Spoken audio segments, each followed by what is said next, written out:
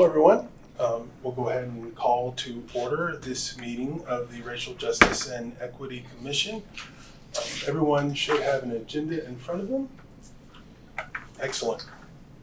And so, skipping past that first item, which I believe has been satisfied off the record,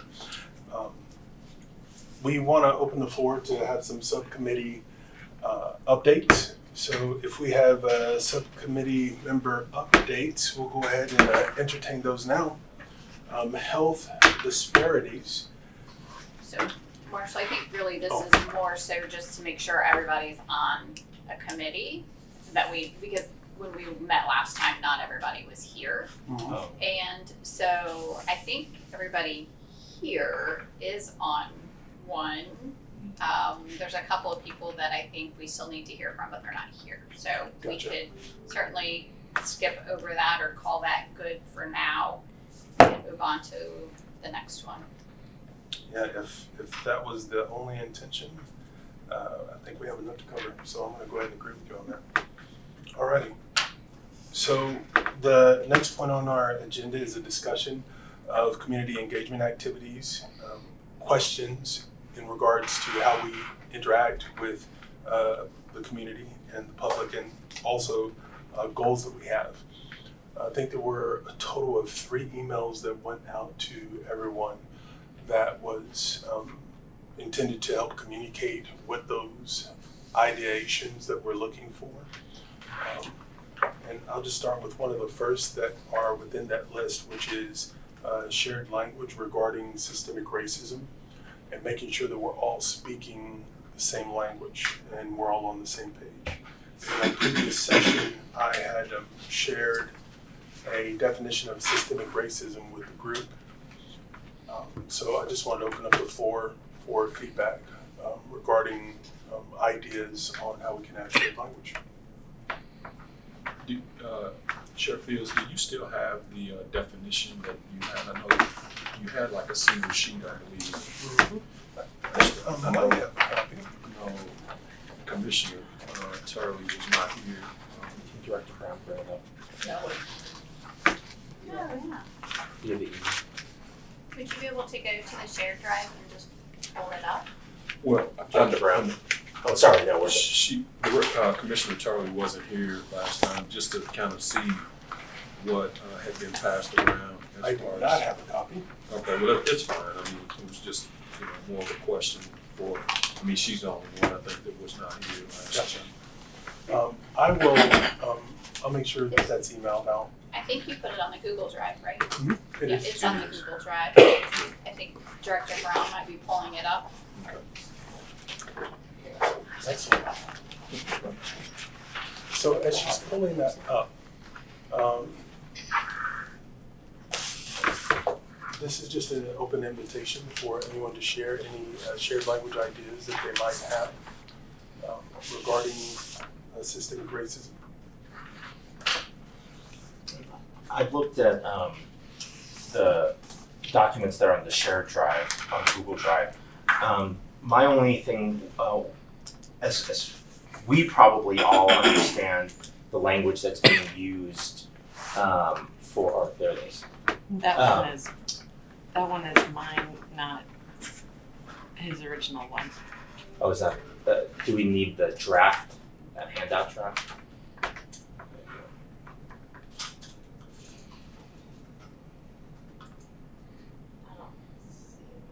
I think if you go, Director Brown, if you go to definition, samples and drafts, and that handout one that's on top. That one is mine also. Oh, that's also yours, okay. No, okay. It's at bottom. No, I think that was. Oh, I think what you're gonna say, all 3 of these are ones that I added in. Oh, okay. But I think what you're going to say is still valuable. I think you should maybe continue with your point. Yeah, I mean, the definitions that are in those drafts are great and things that we all understand as part of the commission. I feel like it still needs to be put in, I guess, more or less layman's terms so people can, when they see what that is, what the definition is, that they'll be able to understand it, not necessarily without having to give examples of what systemic racism is. I think that the definition that's on those handouts or the original one, it just we need to flush it out a little bit so it's a little bit easier to understand for people outside of this commission. I think that's an accessibility issue and it's really critical. Yeah. Because we're meeting monthly, more than that. I'm talking about all of this, so all of these definitions work well for us because we're dealing with it. But I think that we need to figure out how to do it so just whoever we pass this out to, they'll be able to read it and understand it and not give them an opportunity to interpret it their own way, that it goes with the interpretation that we're intending. So that's all. I think there are really 2 points to this exercise. One, make sure we're all on the same page, and that will help inform our work when we have conversations about this topic. And then the second is what you said, when we're interacting with the public, if we have any collateral that we are handing out, we do want to make sure that it's hitting the mark. Because realistically, a lot of things sound good academically, Exactly. but when you go to talk to the public or people who have different levels of common language, And it's just good for people to be able to, for this sheet of paper to just be able to stand on its own without needing any one of us to go deeper into it. Yeah. It should be able to stand on its own so everyone will understand what the terminology means, what we're trying to do, what our actions are trying to accomplish and such. Gotcha. So that was my only one point.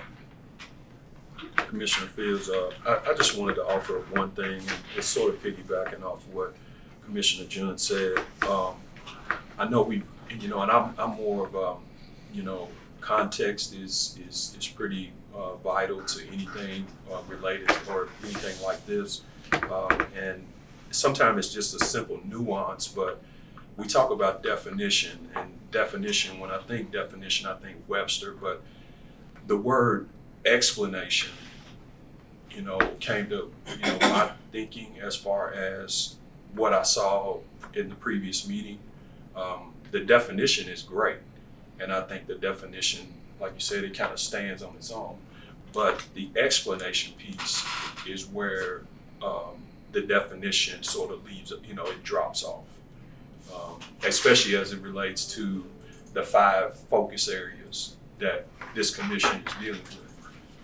And that also would drill it down in terms of not only the 5 focus areas, but as it relates to Lexington and Fayette County. Because that was one thing I brought up originally when we started talking about this particular agenda item, was it wasn't really specific enough in terms of addressing some of the needs or some of the, talking points or even tough conversations around Lexington and Fayette County. It was more just academic, as you just mentioned. absolutely. So once again, slight nuance, but I did want to offer it up. Is not just looking at it from a definition standpoint, but also explanation.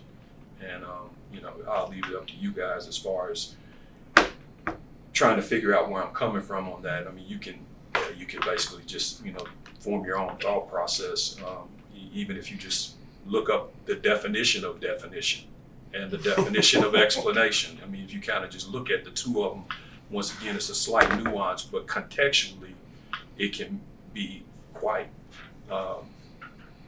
distinct. It can almost be polar opposites in terms of what we do front facing, when we're facing the community. I believe I hear what you're saying, and I think at the end of the day, the goal is to reach people with whatever information we put out there. And where I see your thought or your idea really coming into play is when we are engaging people who could potentially be affected by or engaging in systemic racism, but they don't know it. So if we have examples, and I think one of the things that we said before was lived examples or experiences, if we had that to tie into this, then that example could represent a real life situation that's going on that they're not aware of. So, Yeah, I know actually Commissioner Drury brought this up from the 2020 report about this historical perspective. She specifically brought that up at the last meeting. But where do you sort of stop? Because Right. this won't hold it. I mean, they stopped, and believe me, if they kept going, I mean, it would probably fill up this room in terms of, so that was really my issue in terms of being able to even fulfill the assignment, because I sort of started with just some basics about the history of Lexington. And if you understand like William McConnell and who he was, and yeah, I mean, it goes back to that origin. So once again, how do you capture that in something that's digestible for like our particular stakeholders? I mean, how do you do that? So.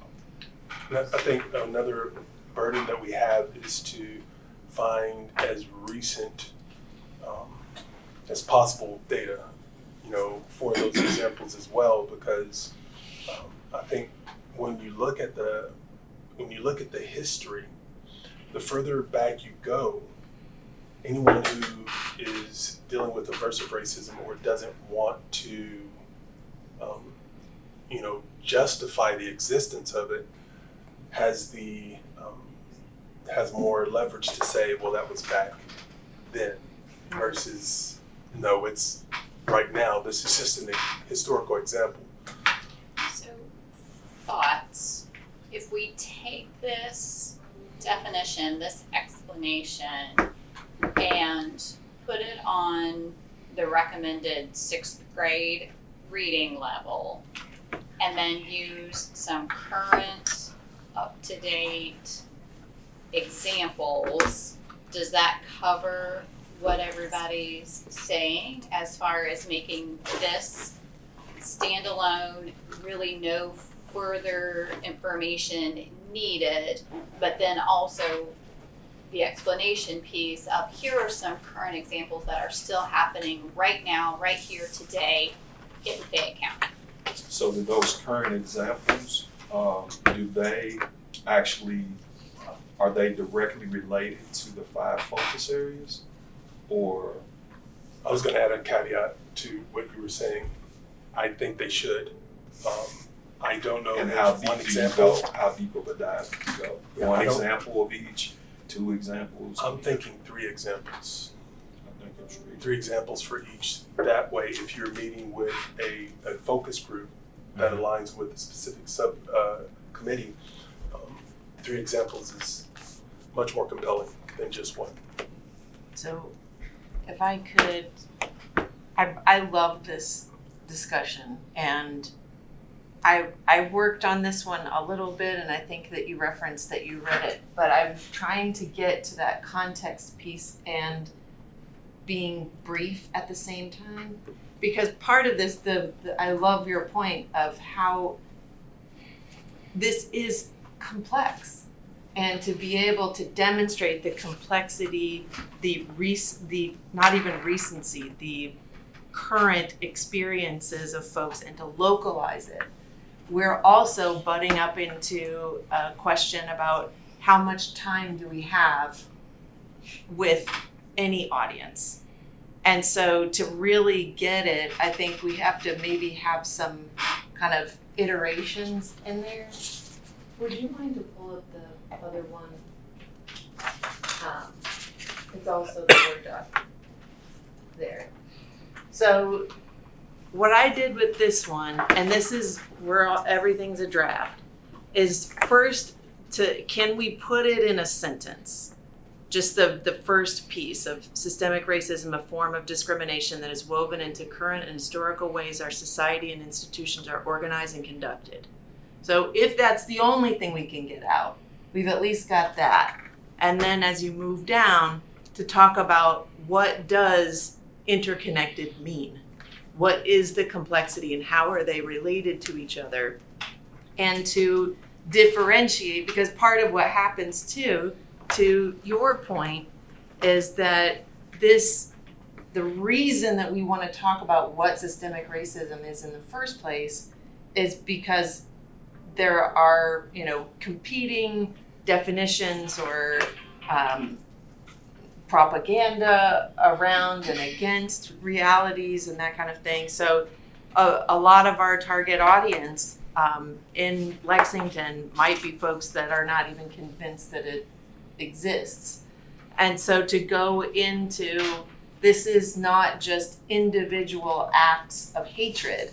Systemic racism is about, and you all get it, I don't have to teach it to you, but to maybe go into more bite-sized pieces like this, and then in the examples, I put that one underneath. That's the paragraph that starts, these systems are interconnected, and it's not tied to a particular history or current localized statistics, but it could be right there. I think the could be is important, Commissioner Drew.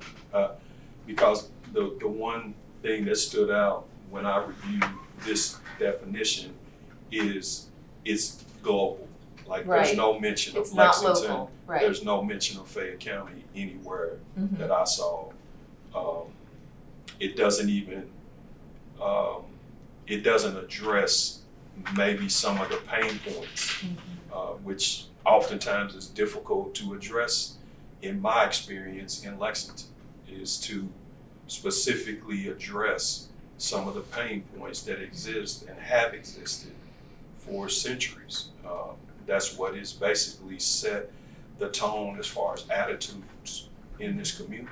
I mean, so without addressing those, I don't think you really tackled systemic racism explanation as it relates to Lexington, Fayette County. I think you really hit on part of our reason for existing is acknowledging the current reality, marrying that history to the current reality and bringing that out to folks to raise awareness.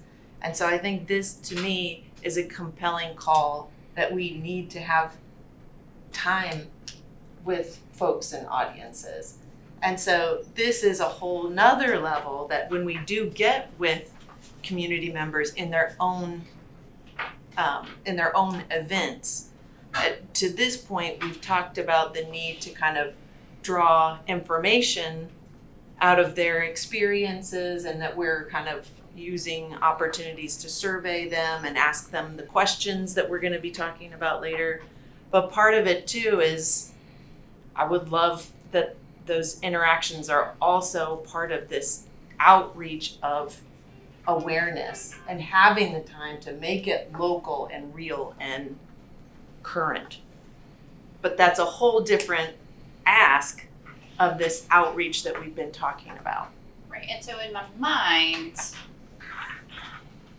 and again, struggling a little bit with all of it, but yes, we need to inform. I think we have to have something that says, this is what we stand for, this is our role, this is what we're trying to do, to help them understand the questions that we're asking. But really, I see our role is to gather information. Yes, we do have to explain and have them understand why we're asking these questions, but our role is to gather the information and make recommendations too. So I just want to make sure we're keeping that in mind. Yes, there's a level of education when we go out to these community engagements so that they understand why we're there.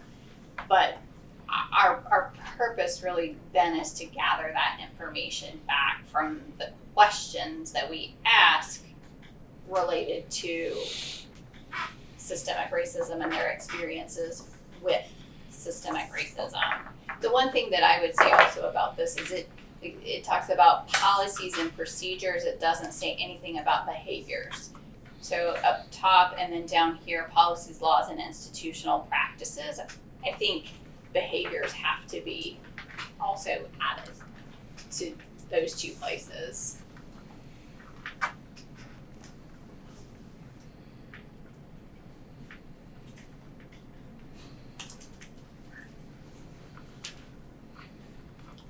So, fair points. I think that makes sense, and I think we constantly need to remind ourselves of the role that we are to play. And what I'm hearing is potentially a future recommendation that we have, which would be to advocate for some sort of public education on racism, systemic racism, to help encourage awareness and things of that nature. So do we have any other feedback regarding shared language? Because I think one, having the having the common language. Two, having examples, ideally at a local level, of what the language represents so that we can give context to the definition. And then three, breaking it down into iterations that can be easily disseminated. Is there anything else that I might have missed in that? So as far as next steps for shared language, can we agree to take this and the original, maybe mesh them together for that shared language, and then move on to, did anybody bring examples of current systemic racism that they've experienced or that they have seen that we could then add under our sort of subcommittee work? Was that a live question for now? Does anyone have any examples to share? Okay. Yeah.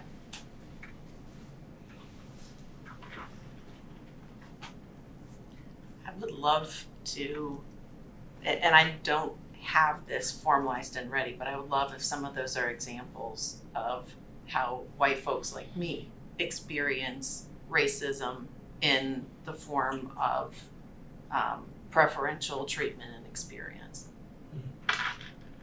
That could be, if we are finding like 3 examples, it would be nice to have one of those examples in every category, perhaps, or maybe at least some in some categories about how it's experienced by white residents as well. So to In the paraphrase- form of privilege. Okay, Right. there we go. Yeah. All right.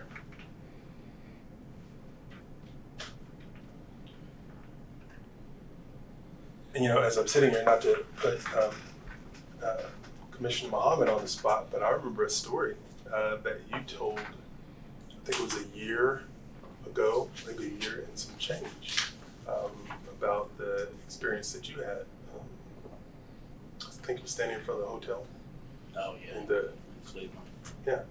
So I think any personal experiences are good to include, but ultimately we need to have kind of like a deadline or a date at which we're actually going to do this. So for our next meeting, and I'm just looking for a consensus from everyone, can we agree that we will have shared some of the aspects that we're looking for? I think from a subcommittee standpoint, that is a natural way to divide and conquer. So looking at the current definitions that we have and those resources, and then looking for information that's specific to the subcommittee for contextual examples. Is that something we can agree to? Or is there another thought of how we can bring this to fruition? Director Brown, I have a question. If we created a document on this shared Google Drive that is accessible to all of us, can we all make it a live working document that we can all add? Because I know that we have to, all the work has to be, but we can do that way. So, Any decision, so that would come back to this committee. right. Or the commission, anything, for vote. So maybe that might be a good way to do it, where all of us can have access to a document that's on the shared drive, maybe create different tabs on the bottom for the various different subcommittees. And if we have examples that we've gathered either through the community or through research or something like that, we can actually add them into like an Excel document, and then at the next meeting we can actually open up that document and go through them and see who added that example, talk about why they wanted to include it, and then maybe go from there. These are live. Yeah. So like this right now, you could edit. Right. You could yeah. edit this, and that I think that's a great way to go with adding comments and just, you know. Yeah. So it's ready to go. It could move and change. Just turn on the track changes and Right. yeah.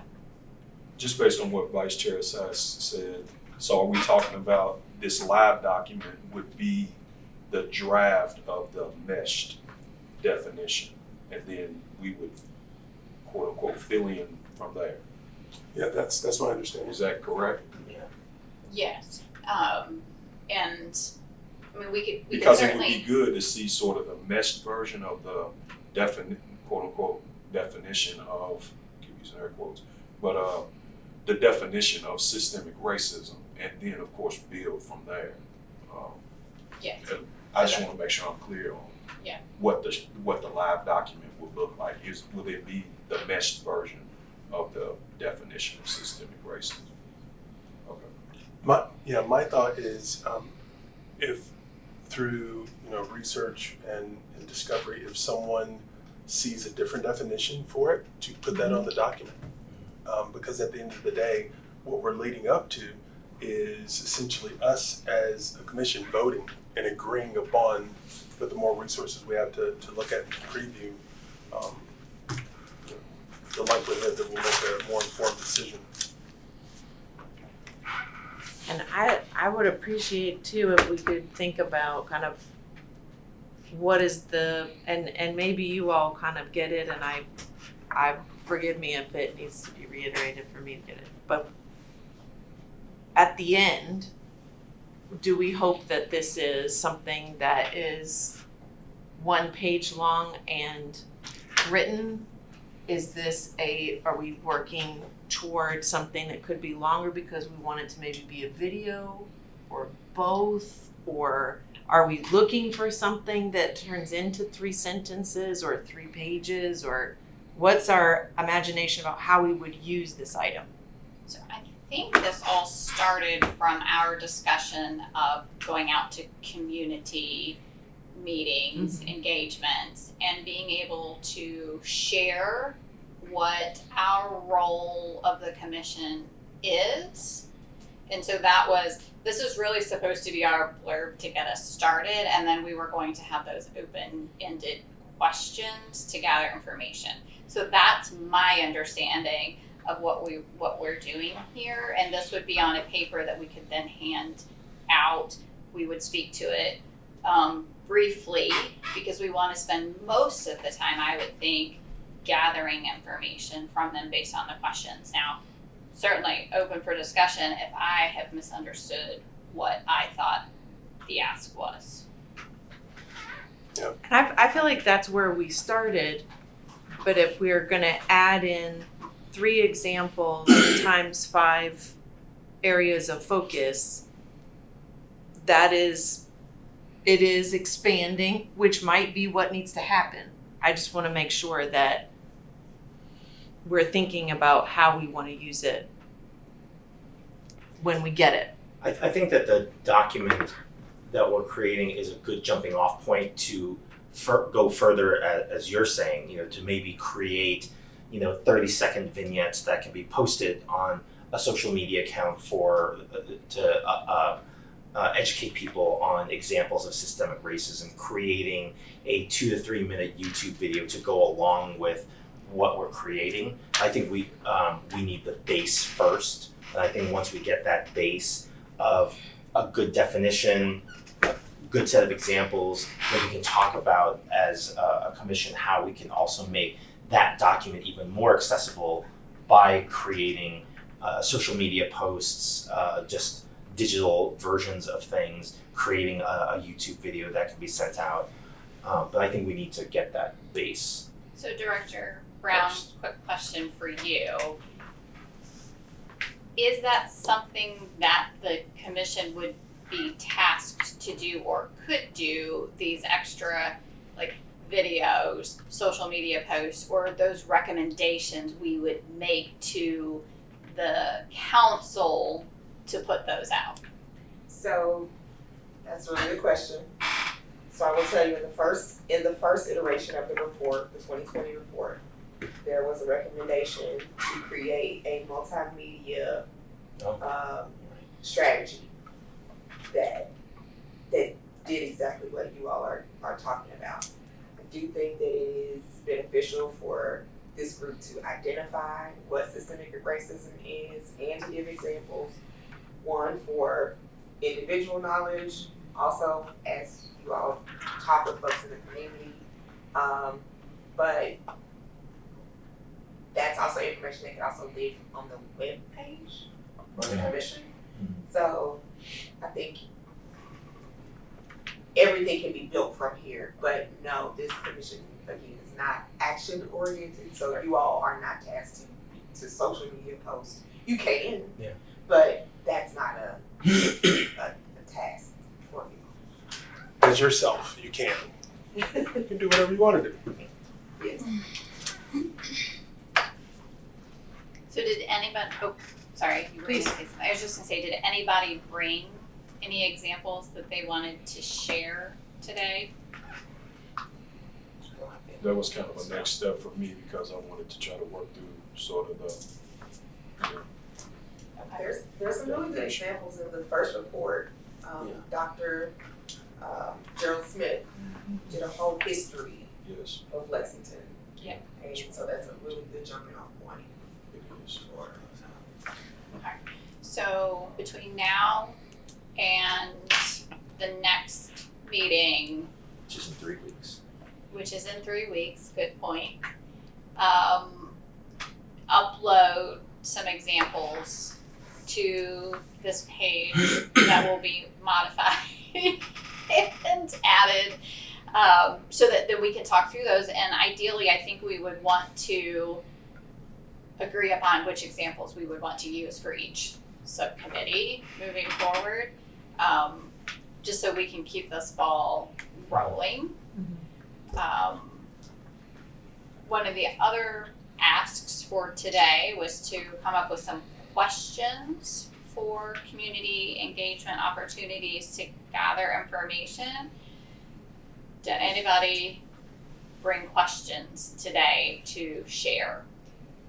If I can say one thing really quickly. Absolutely. There's another document on the shared drive, and it's not editable, but you could add comments to it. It's just meant to be the format of something like a handout that we might be able to use with the public.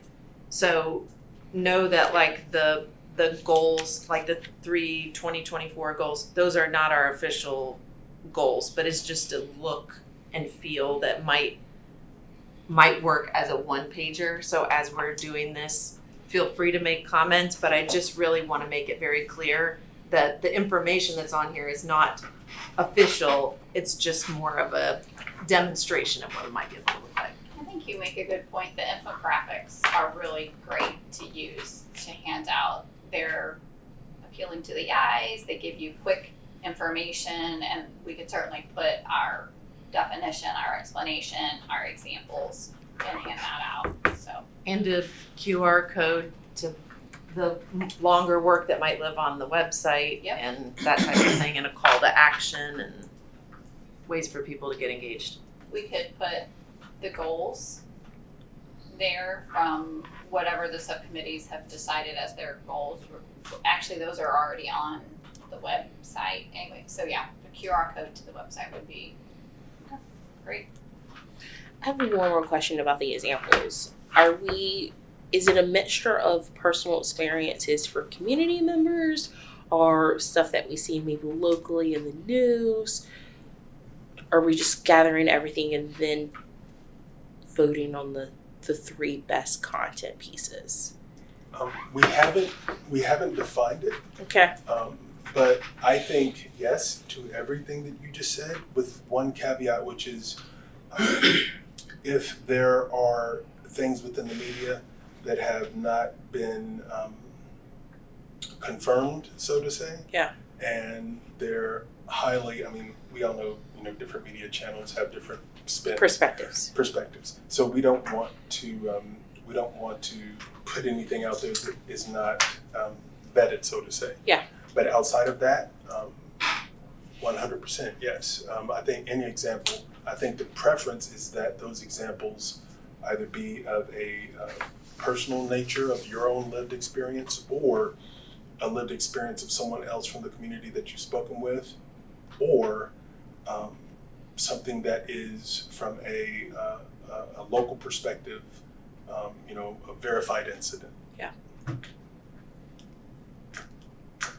And that's my perception. Any? Just questions on the examples as well.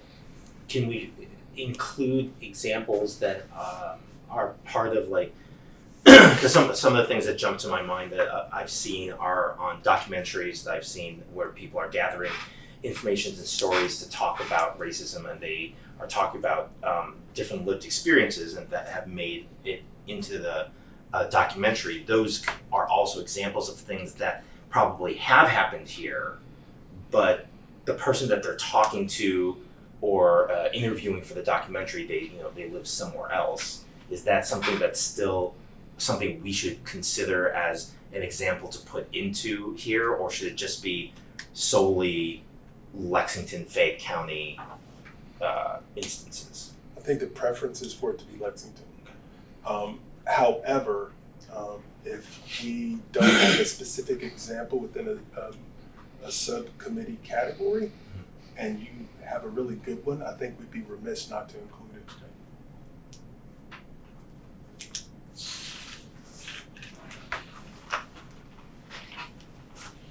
All right. So To go back to your item about questions, thank you for allowing the interruption. So, questions. Open-ended questions.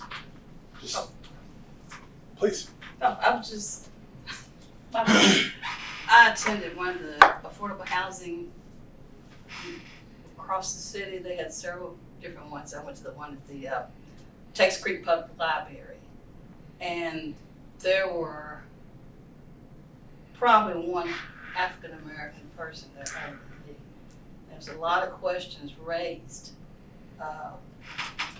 Why are all the affordable housing units geared more toward the African-American neighborhood and not fairly distributed all over the city?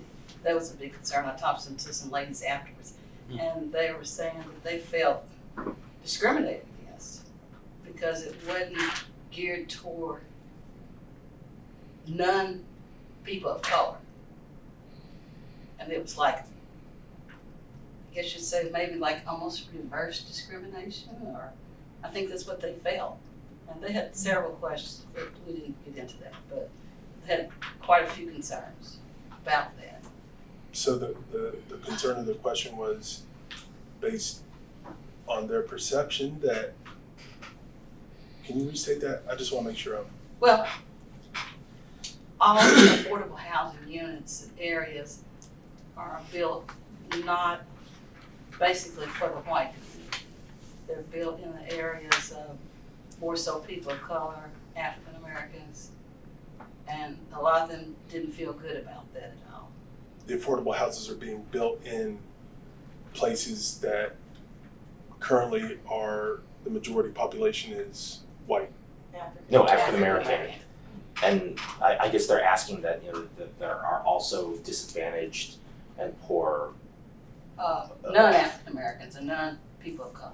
Yeah, so I was in a meeting earlier today, and that same question kind of popped up. And so basically, a lot of low-income housing, low to moderate-income housing, and so forth are built out on the east end, on the north side of town, not in Beaumont, not in Heartland area, not on the south end of town, right? And so that question arose in a meeting I was in today because there is a new development that's going in on the new on the north end of town, on the north east end of town. And so in that neighborhood, the question came up is, well, why in our neighborhood? So it's almost the opposite, right? So in that neighborhood, they're saying, well, why does all the low income housing have to come in our neighborhood? And what you're saying is, you got the south end of town, quote unquote, possibly saying, why not in our neighborhood, right? And so then the questions become, do the neighbors want low income housing in their neighborhood, right? So it's just kind of, and that's all part of that systemic thing that we've been talking about all day. And I've just been listening in because it's so deep rooted that, we need low income housing, but nobody wants it in their neighborhood because their perception of who's moving in is not of the residents that they want to be neighbors with, right? That's perception. So, it's really deep, and it's really going to take a whole lot. And even I was listening to the Vice Mayor Wu and talking about financial literacy. Honestly, I think that needs to be moved to the top of the list and make that something that needs to happen before people get money. We keep throwing money at things, and we're not fixing the issues, the problems, and because we keep handing things over, he said it right there.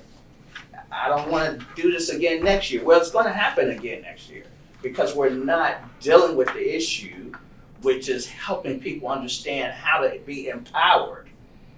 It's about empowerment. We need to be thinking about how do we empower our residents and not just giving things to our residents. We want to take the pressure off, but we need to empower people. And so that's why you heard what you heard, right? And why I heard what I heard on two different sides of the town, right? And it's, I can go on and on and on, but we got to start thinking about things from empowering people, because that's the only way we're going to deal with all the health, the housing, justice system. I live in Beaumont. I see one police car drive through my neighborhood once a month, right? You talking about things. I was in the north end of town with my wife coming out of a function last year. By the time I come up Versailles Road, at nighttime, it's 4 police cars, pulled up cars coming up Versailles Road, right? Coming out of the east end of town. So they're not out in the Beaumont area where I live, because maybe they think they don't need to be. I don't know. But that's just the fact of the matter of what's going on.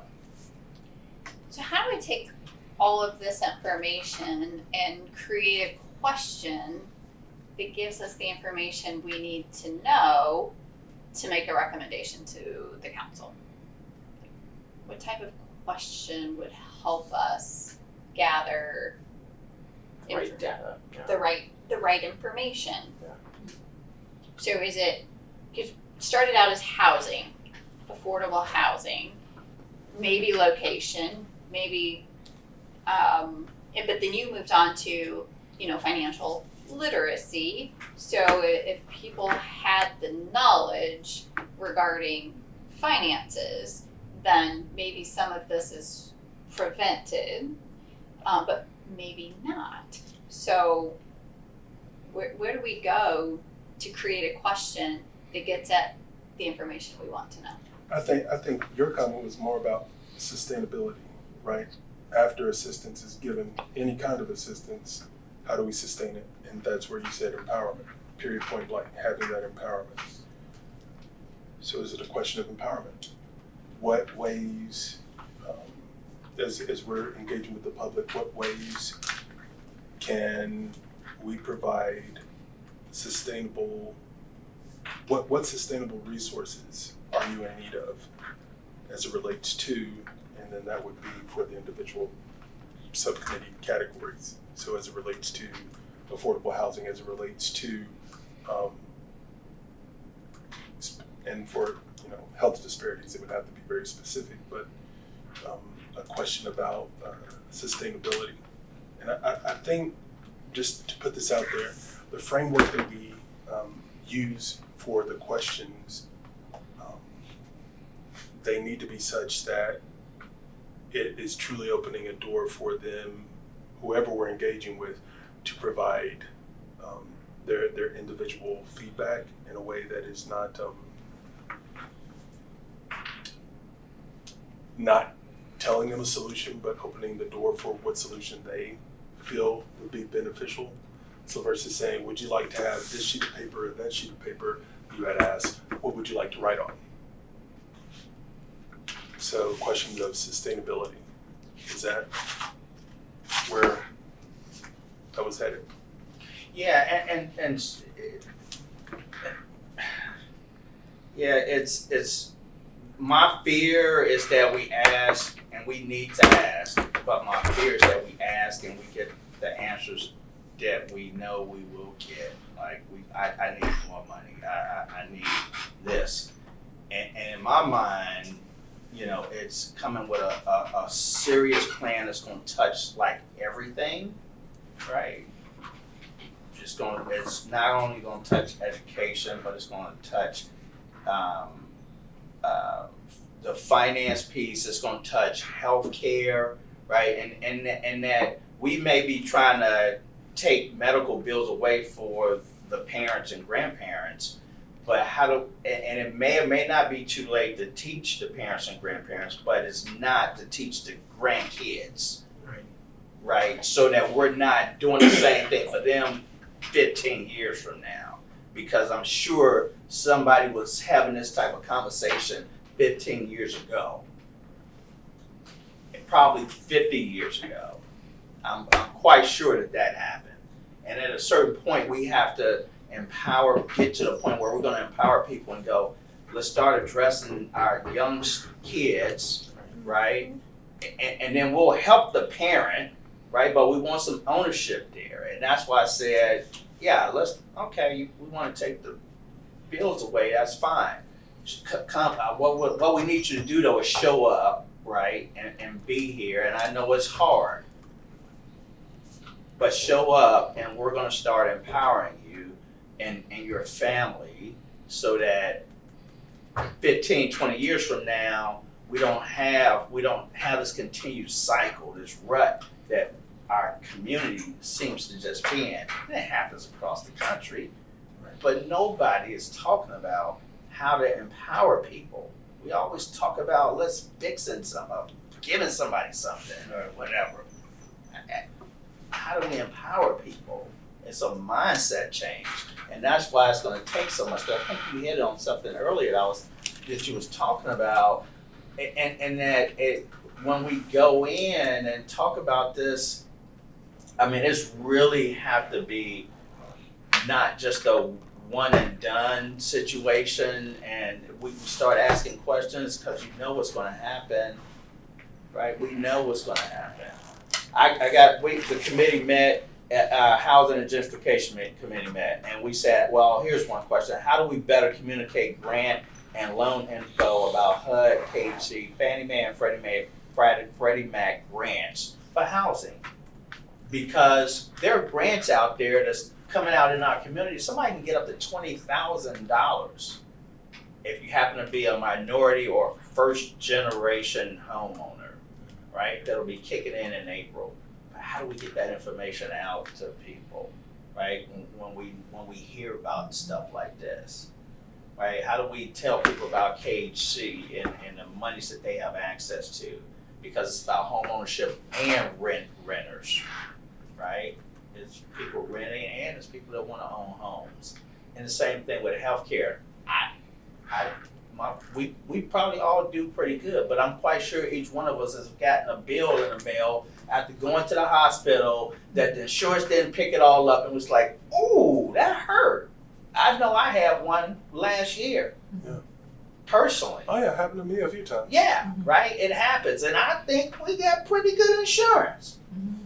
So if it's happening to me, I can only imagine. I know how I felt because I've been there before.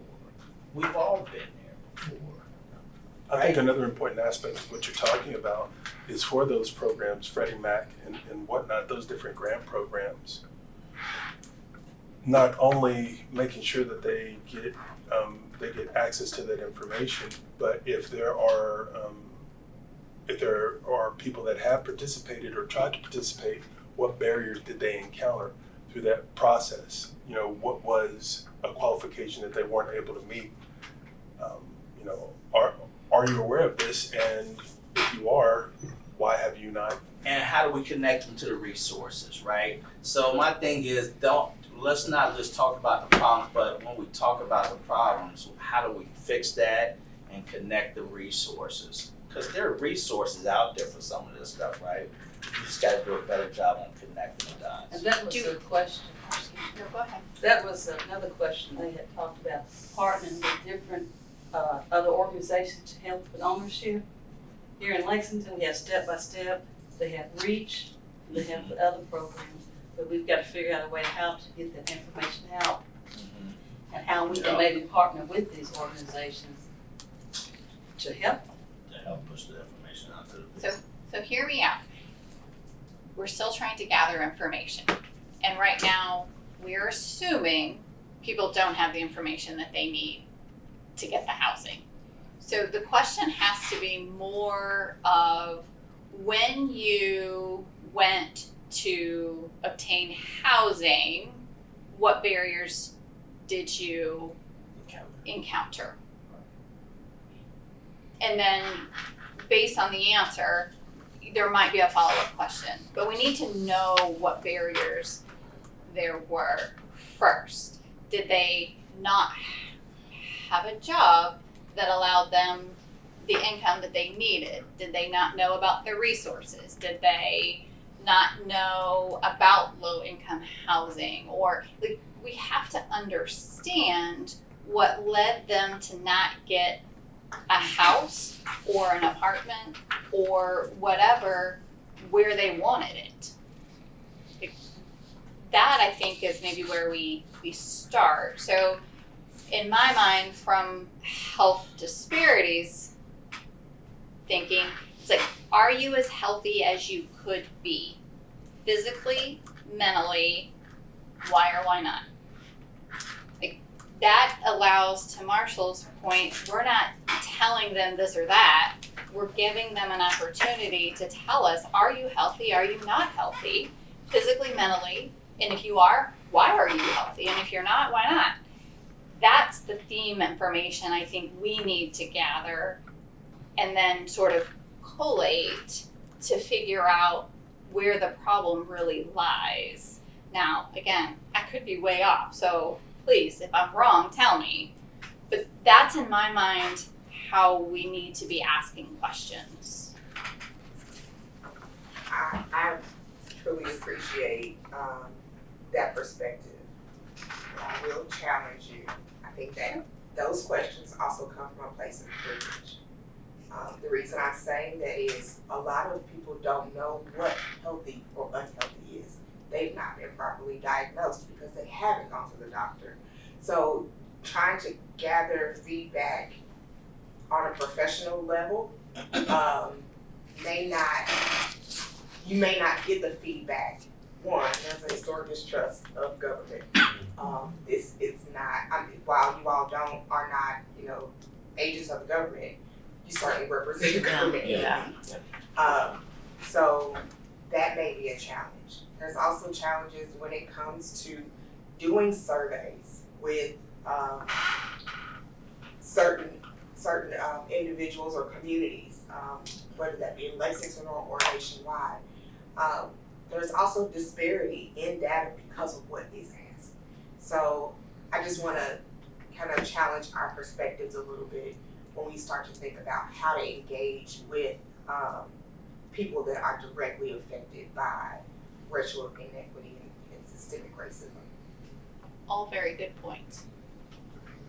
And I think that raises a question too, is I don't know that we've said directly that we only want to engage with people that are experiencing the negative impacts of systemic racism. are we looking at questions that we want to ask all of Lexington, or are we asking only people that are experiencing the negative impacts of racism? That changes the question a lot. Can I ask a question? I know I'm new. Please. I apologize for being late. I had a student that I was working with. But I don't know if this was mentioned. Are we talking to youth at the high school? I just moved here in May. That's a great point. And I don't want to do this on camera, but there was big incidents in the high school moving here from Virginia. And so I don't want to say the situation that happened, but it's not good. And it's causing a lot of youth in the high schools to have mental illness, mental health issues. So for me, and this was a thing that you wonder, the team got this definitely from their parents, because there's no way you could just do this thing, or the audacity of the thing was horrible in a sense. And not get into the students' issues as well, but it had to come from parents, generational type stuff that you learn. So I'm wondering, has there been any talk about the youth? Because really, the youth are the next generation. In order to stop this from happening, we have to deal with that so they can stop inflicting their peers with this negative, and I'll tell you off record what happened, but not on the camera. So we need to do something with the youth. We need to assess where the youth are mentally when it comes to systemic issues, especially with the large incoming refugee population that we have, and immigrants. I know we have the belonging thing at the Fayetteville Heights public school system and all that they're trying to do there, but we really need to do some assessment in the high schools and see what's going on there. So I would tell you, I used to be the equity council chair for Fayette County Public Schools, and I know that they, over the last couple of years, have raised the number of, social workers, and they've done some major studies. It's a lot that has been done over the last several years in Fayette County Public Schools, and I wouldn't say light years ahead, but we're way ahead of where we had been in the past. That's for sure. But things continue, right? Life continues on. It's how do you get out in front of that? But that's a great question. I don't know if it's ours to own as opposed to, if somebody wants to engage the equity council at Fayette County, because they have a council kind of like this specifically for Fayette County Public Schools. But yeah, it's, obviously, but they have done, I can say that they have done a lot more work, but it's still not. Then it must not be translating, because nothing like that could possibly happen if it was translating. Again, you can't take away the fact that kids still go home and watch TV, and they still so 800 on average, 600 to 800 students in Fayette County are homeless, right? And that's just statistical data. It doesn't change the fact that, I talk to my wife all the time about, hey, our kids, they're going to be fine, but they had us at home, right? They had, your child has you at home to come home to, and some of these kids don't have moms and dads at home to come home to, so the streets could be raising them more. So life is happening, and so they have to, but then our expectation is they're going to come and sit down in the seat right next to our children, right? That just got up in the morning, ate a breakfast, had a roof over their head, 8 hours of sleep, and still learn. We want this child that didn't have any of that to learn just like the child that we raised, right? Yes. And so that's part of that challenge. And that's why I said it has to be holistic, because we have to go young, because some of the children that you're talking about don't have the parents bond at home to be able to address some of the issues. Or they're bonded with a parent that is also Dealing bringing hate with, into bringing the school. That's what my point is. Right. And that's why I said it has to be holistic. But shouldn't that be a part of our mission to have some piece where we're speaking to this mission statement, where we're also including the future, which is I mean, because I thought I heard you say, I think somebody mentioned about, I Yeah, just talk wanted about to, the youth. I'm And that's, just- and it wasn't just there's other things that's happening in the Yeah. schools, so it's not that one situation, but there seems to be a big concern there.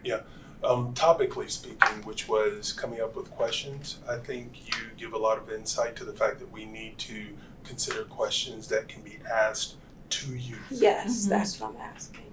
I think that makes all the sense in the world. There are several different gatherings that occur with youth that would be a good format to engage with them, to get their perception, to get their lived experience, Yes, not only within schools, but also in the community. at home and within the community. And I think you all started touching on a very valuable point, which is while, from an archetypal level, we would want to believe that, having parents at home and having a parent or parents or guardians, because we want to be careful, the idea of, a biological parent. Exactly. Guardians. Yeah. Is the solution or is a deterrent, and to I think the point you were about to make is they could literally be the cause of some of the And that's your point things too. that you see at home. So we're at I think 6:04. Oh, 5:04. Wow. I know. Okay. Doesn't feel like I live- so I- far.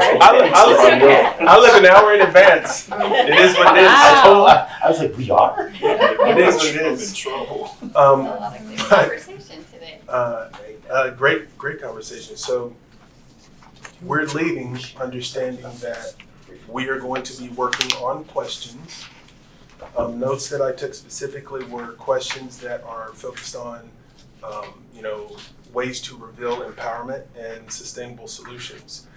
Questions that seek to uncover what barriers exist between people and resources.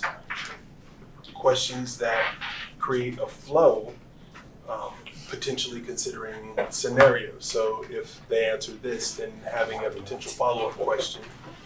And then questions that also are inclusive of the youth's lived experience.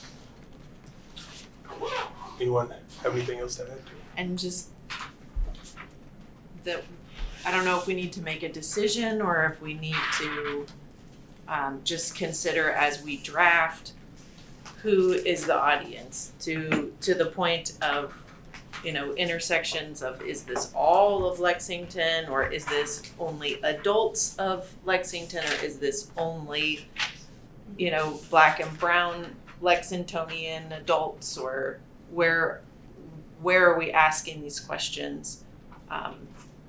Because we will, as developing solutions, we are definitely, I want to figure out what's kind of the goal of the data gathering that we're doing, because this is going to be a big part, hopefully, a big part of our 2024 is this outreach and data gathering. And so thinking of, and we'll have to make a decision about who do we want to talk to. I think the end game of all of these interactions and the questions and the reason why we've talked about it so much is that it will be used to inform recommendations that we make. I mean, at the end of the day, that's why we're out there, is to get that information so that we can, come up with an informed decision that we can use to provide a recommendation. And I think initially the audience was neighborhood associations, neighborhood or Any type of community community organization. organization. So that would be churches. So that would really be All of All. Lexington.